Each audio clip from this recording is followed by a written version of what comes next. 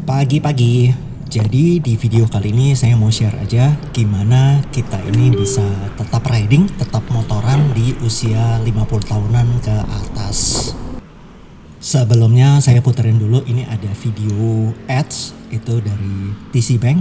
Judulnya Dream Rangers, ini buatan Ogilvy Matter Taiwan. Ini iklan sebuah banking gitu ya. Videonya sendiri diproduksi 2011, jadi saat ini di 2025 ini videonya sebetulnya umurnya udah 14 tahunan yang lalu. 人为什么活着？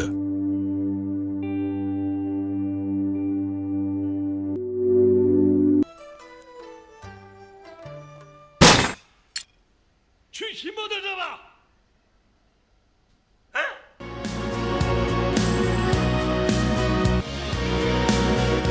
！5个台湾人，平均年龄81，一个得了癌症，3个有心脏病。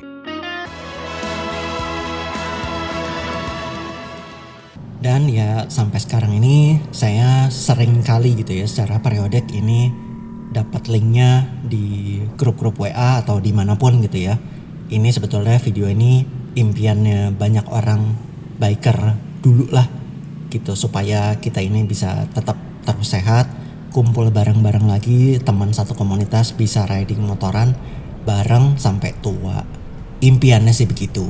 Tapi kalau kenyataannya ya ampun deh bro gitu ya. Sekarang ini ya boro-boro teman satu komunitas yang tadinya itu dulu itu bisa ngumpul, terus pas abis ngumpul bareng itu tanpa planning, nggak ada rencana apapun, terus tiba-tiba ya jalan aja ke puncak malam-malam gitu, bisa jalan aja gitu.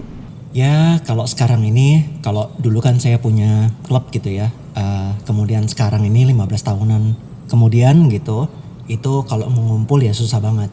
Sampai bisa kekumpul 4 teman aja itu udah bagus. Terakhir ya udah tinggal ya paling bertiga, berdua gitu malah yang motoran. Kebanyakan yang tadinya motoran ya satu dan lain sebab itu motornya udah dijual, badannya kemudian dalam keadaan yang ya kurang sehat gitu ya. Ya boro-boro lah kalau di video tadi itu kan para bronya itu udah umuran 80 tahun masih bisa touring bareng gitu ya.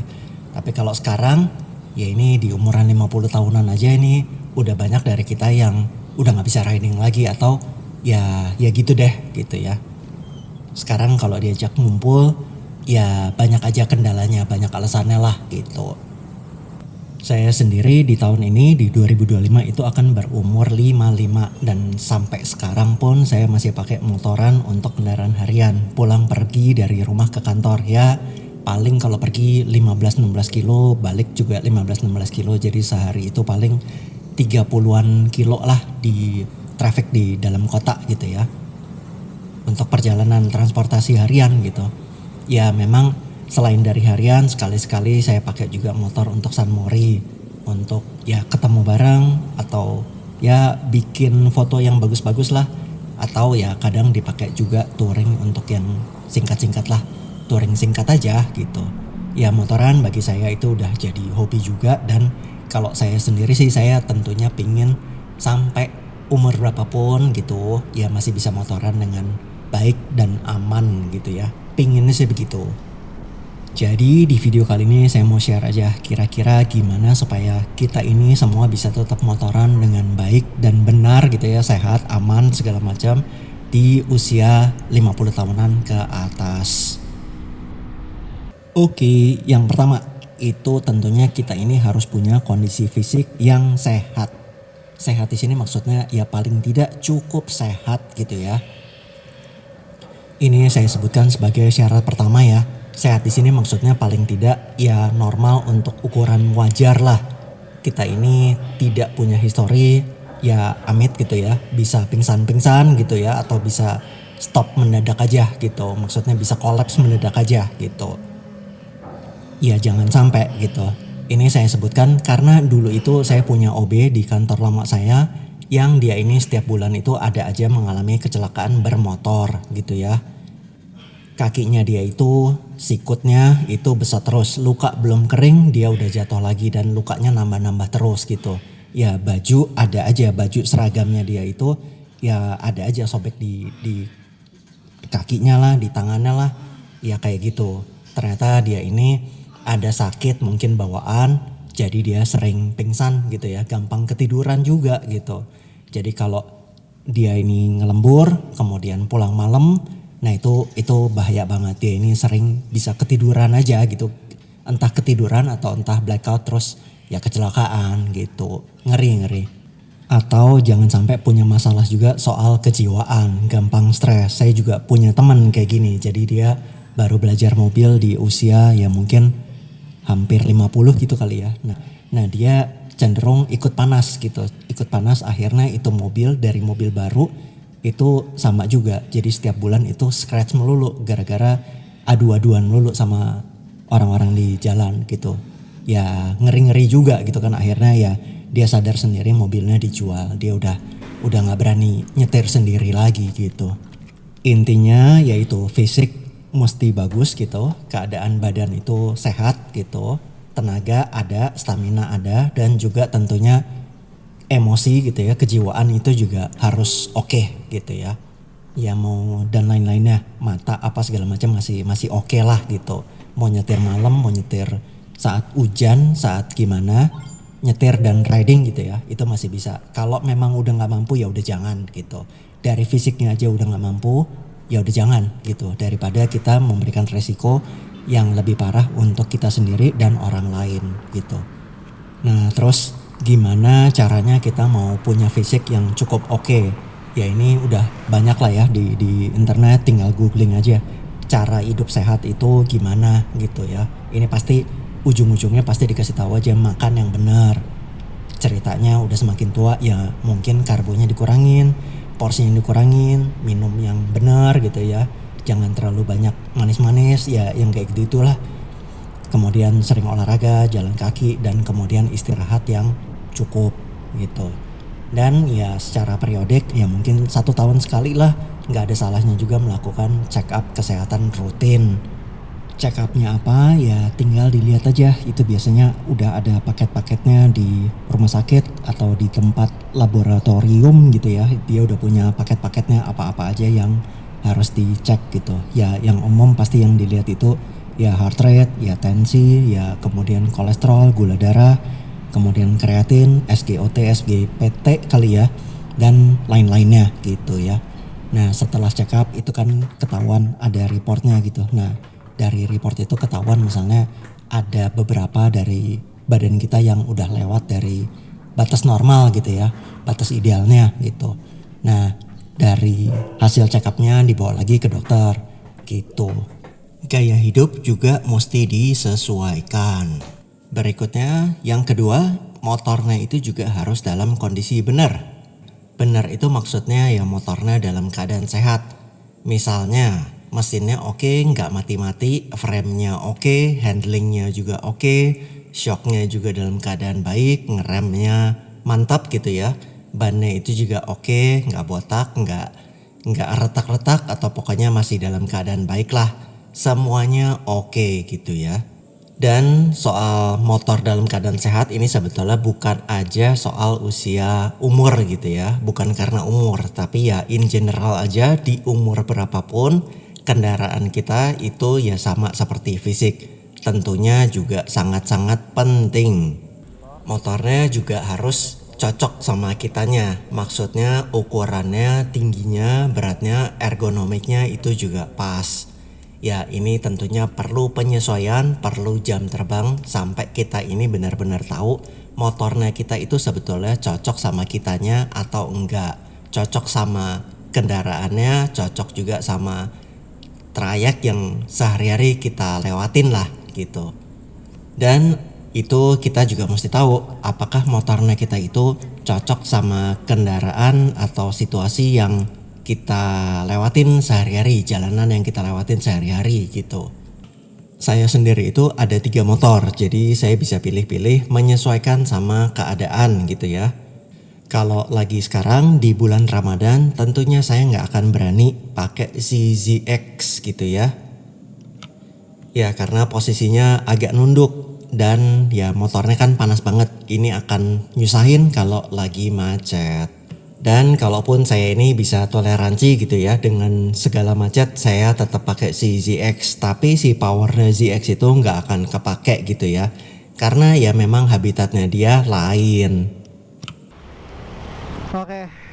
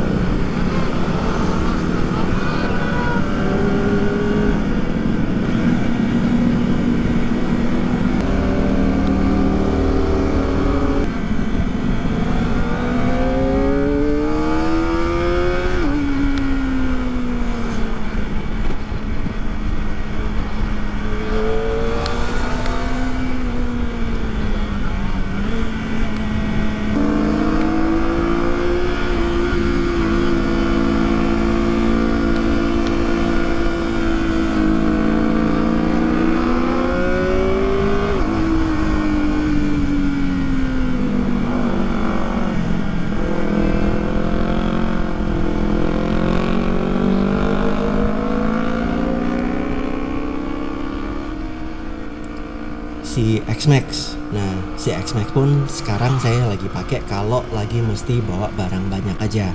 Karena yaitu bagasinya gede. Tapi kalaupun saya pakai X-Max, saya ini mesti atur-atur berangkat kerja lebih pagi gitu ya, lebih cepetan nyampe di kantor. Jadi kalau saya mau pilih pakai X-Max ke kantor, saya mesti berangkat lebih pagi. Nah, kalau ZX itu saya mesti benar-benar lebih pagi banget. Nah, jadi ya untuk harian ya tentunya sekarang saya pilih aja untuk pakai si Ziho AE8 ini karena bodinya cukup kecil, tenaganya oke, ergonomiknya juga pas. Tapi dia juga si Ziho ini tentunya juga punya kekurangan karena bagasinya kecil, yaitu helm tentunya nggak bisa masuk. Jadi kalau saya bawa helm, tentunya saya pakai helm ya setiap hari. Ya si helm itu mesti saya taruh di rak helm kalau pas di kantor. Kemudian ya digembok aja gitu. Ketiga, itu persiapannya soal riding gear. Prepare for the worst, hope for the best. Persiapkan kondisi terburuk tapi berharap kondisi terbaik. Ya kalau untuk riding harian, saya itu mandatory setiap hari bawa paling enggak itu raincoat yang proper. Saya ini juga sering kali lihat ramalan cuaca sebelum berangkat supaya bisa tahu aja mau menyesuaikan sepatu yang saya pakai. Ini raincoatnya saya dari Kiwi. Ini raincoat yang oke gitu ya. Ya tapi sekarang ini kayak lapisan dalamnya itu plastik-plastik itu sebagian udah copot gitu ya. Ya mungkin udah saatnya perlu beli baru lagi. Selain itu saya ada lagi raincoat dari RS Taichi. Ini bentuknya atau warnanya itu mirip-mirip sebetulnya antara si Givi sama si RS Taichi. Ini raincoat dua-duanya cukup oke, tapi ya harganya sedikit lebih mahal dari raincoat kebanyakan gitu. Tapi ya pakainya puas kalau sampai ke kantor atau sampai di rumah kita itu tetap badannya dalam keadaan aman gitu ya. Nggak tembus tapi justru bikin keringetan gitu ya. Jadi mesti pinter-pinter lah, mesti atur-atur. Jadi seringkali kalau pas berangkat hujan, saya itu ke kantor ya cuman pakai dalamannya itu cuman kaos aja gitu. Baju kantornya saya harus ganti di kantor.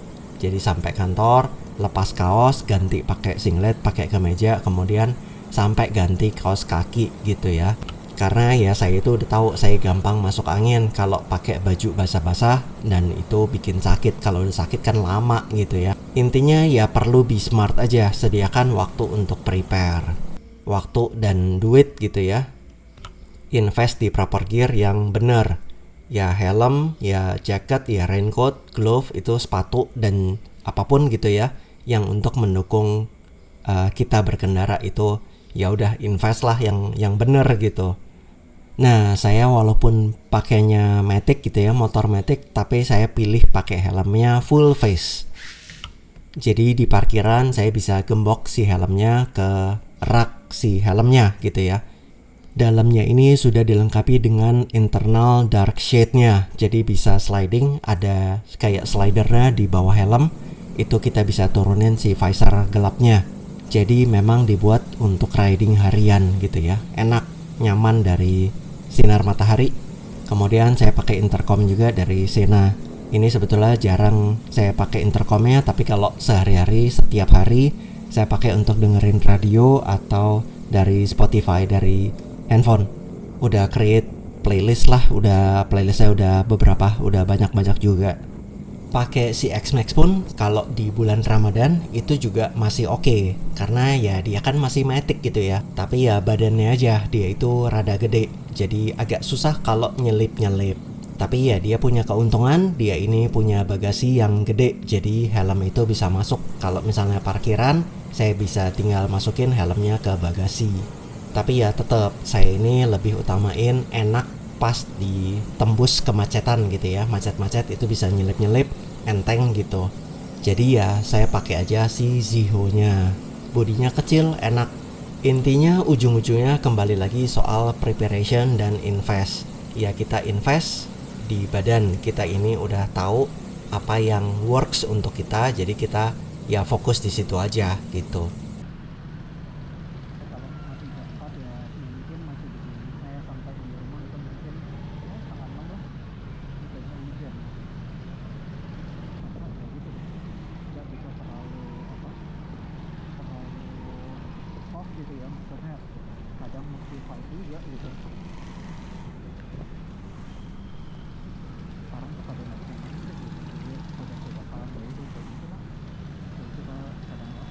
Keempat, ini yang terakhir, ini sebagai penutup gitu ya. Kita ini mesti tahu limit kita itu di mana, batas kita itu sampai di mana.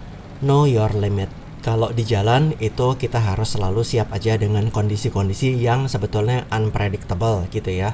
Kondisi jalannya walaupun kita pakai si jalan itu tiap hari, kita udah lewatin jalan itu tiap hari, tapi ya sama, ini bisa aja ada aja lubang yang tadinya kita itu nggak pernah kelihatan, tahu-tahu ya mendadak ada gitu ya.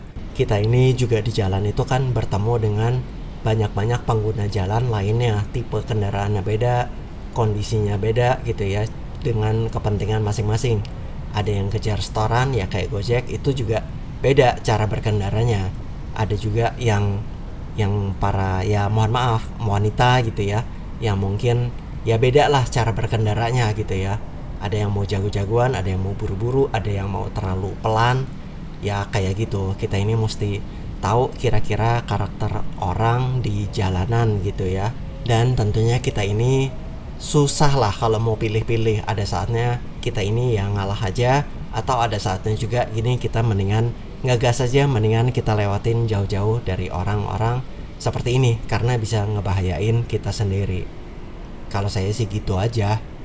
Kita ini juga punya limit, jadi ada beberapa kondisi berkendara gitu ya yang tidak memungkinkan untuk kita lewatin gitu. Jadi tahun lalu itu saya pernah nggak tahu lagi hari itu lagi ada apa, pernah pas sama nih di bulan Ramadan juga, itu keluar kantor itu udah mendekati jam buka, dan itu mau keluar dari kompleks perkantoran saya aja itu udah kira-kira hampir 1 jam, padahal baru menempuh ya paling 2 kiloan lah. Di 2 kiloan kayaknya juga nggak nyampe gitunya.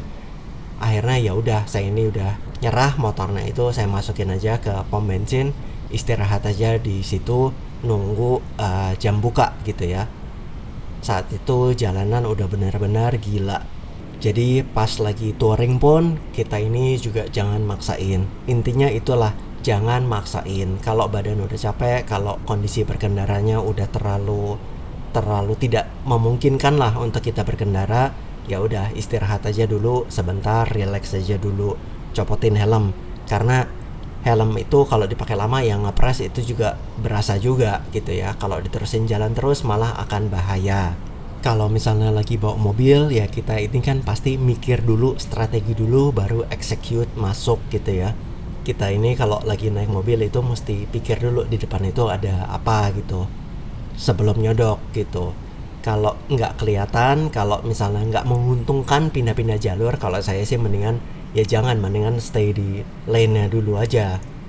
Tapi kalau motoran itu kan banyak orang yang kalau saya lihat di jalan itu ya masuk aja kiri kanan, ambil lajur gitu, padahal belum tentu juga lebih cepat gitu. Jadi kita mesti riding dengan efektif juga lah gitu. Ya boro-boro kalau ini motor, saya sih sering banget ngelihat orang tiba-tiba keluar dari gang gitu. Misalnya keluar dari gang kenceng banget gitu, nggak ngelihat di jalan itu lagi ada apa-apa. Tapi begitu udah masuk ke jalannya, kemudian dia pelan banget gitu. Itu ya benar-benar ngeselin dan nggak bahayain lah gitu.